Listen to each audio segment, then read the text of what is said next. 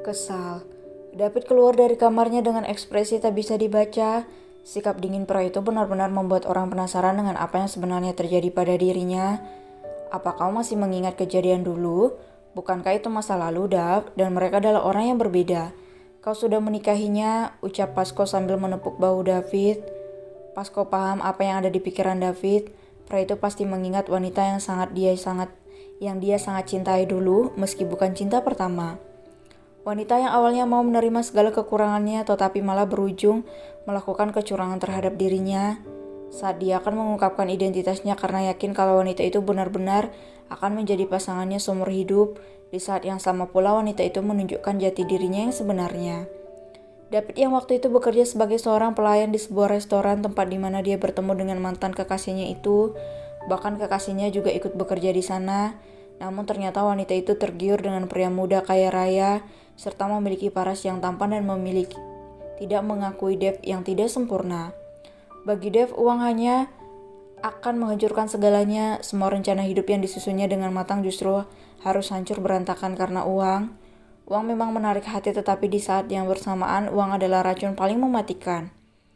Dia sama saja, Pasco, tatapan takutnya itu.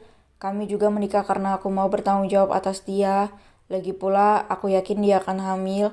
Aku akan membiarkannya mengandung anak itu, lalu setelah itu dia bebas dengan pilihannya. Aku akan melepasnya dan mengambil anakku, ucap David dengan nada datar. Dia pasti akan meninggalkan aku karena wajahku.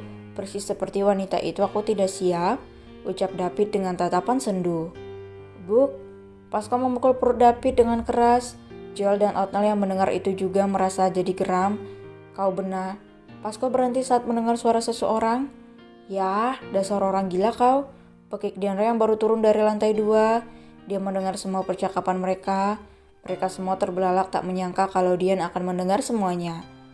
Kau pikir aku pabrik anakmu, kampret? Kalau kau menikahnya takut karena aku hamil anakmu dan pada akhirnya mengambil dia dari diriku, sekarang juga ceraikan aku? Pekik Dian dengan wajah kesal. Cih, kupikir kau pria yang punya semangat, ternyata kau pria paling lemah.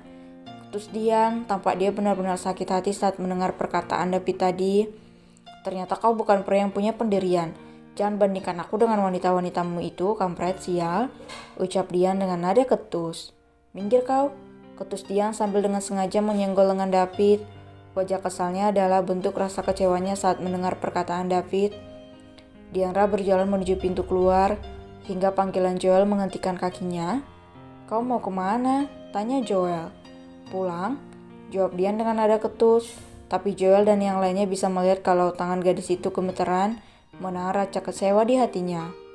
Kemana kau akan pulang? Ini sekarang rumahmu? Ucap Othniel yang tidak menyangka kalau Dian memilih pulang. Rumah? Baiklah, aku akan menumpang di sini. Aku hanya ingin mengambil pakaianku dari sana. Tenang saja, aku akan membayar untuk tinggal di sini. Aku pergi dulu. Jawab Dian dengan suara ketus, tapi terdengar suaranya bergetar. Dian melangkahkan kakinya keluar dari rumah itu. Seketika wajah kesalnya tadi berubah menjadi wajah sedih. Dadanya terasa sesak, ingin dia menangis namun ditahannya sekuat tenaga. Dia berjalan dengan cepat. Dia keluar tanpa membawa apa-apa, tentu saja karena dia pun tidak membawa apa-apa saat masuk rumah itu. Tanpa dia sadari, air matanya malah mengalir membasahi kedua pipinya. Kemanapun aku pergi, aku selalu ditolak. Hiks. Jalan kalian semua, dasar manusia bajingan. Diandra mengumpati David dengan wajah kesal dan marah. Sementara itu di dalam rumah, David masih bersikuku dengan sikap dinginnya itu. Apa kau kehilangan pikiranmu, David? Kenapa kau tega mengatakan itu? Kali ini Othniel yang marah. Aku hanya mengatakan fakta, tidak lebih. Terserah dia mau menanggapinya seperti apa. Jawab David. Bukannya kau bilang dia gadis yang kau cari dulu. Dia gadis yang kau pikir sudah mati, tapi kenapa sekarang kau seperti ini? Joel ikut angkat bicara. Dia memang gadis itu, tapi dia sudah berubah banyak. Dia bukan Lily yang ku kenal. Dulu dia hanya Dian. Seorang Dian yang takut dengan wajah seramku, jawab David. Dasar bodoh, tentu dia berubah. Dia itu lupa ingatan, goblok. Apa otakmu sudah tidak berfungsi? Jangan sok menjadi korban. Dia juga korban di sini. Dia yang paling menyedihkan dan lebih parahnya lagi, dia harus menikahi pria bodoh seperti dirimu. Ucap Joel yang memasang wajah marah dan kesal. Kenapa kalian begitu membelanya? Sahabat kalian di sini aku atau dia? Tanya David dengan wajah kesal. Kau saja tapi kami bisa merasakan kalau Dian sakit hati dengan perkataanmu. Ketus Othniel. Kau benar-benar sudah gila. Sepertinya yang berubah di sini bukan wanita itu tapi dirimu, bodoh. Umpat Pasco dengan wajah kesal sambil berjalan keluar rumah dan meraih kunci mobilnya. Mau kemana kau? Tanya Othniel. Mengejar Dian, kalian sadar tidak kalau dia bakal tidak memegang uang sepersen pun? Ponselnya saja tidak ada. Bagaimana dia pergi ke rumahnya dengan jalan kaki? Itu sangat jauh. Ucap Pasco, si pria berbadan besar dengan tato di tangan kirinya dan wajah sangar yang tentu membuat siapapun takut pada dirinya. Tapi tidak dengan mereka yang mengenal Pasco, pria itu pria yang penuh perhatian. Kami ikut, ucap Joel dan Othniel yang dibalas anggukan kepala oleh Pasco. Mereka bertiga masuk ke dalam mobil dan meninggalkan David sendirian di sana untuk merenungkan dirinya. David memijit pelipisnya, dia menjatuhkan tubuhnya di atas sofa. Apa salah aku melindungi hatiku? Apa salah kalau aku bersikap waspada? Tapi apa aku keterlaluan? Ucap David sambil mengusap kasar wajahnya.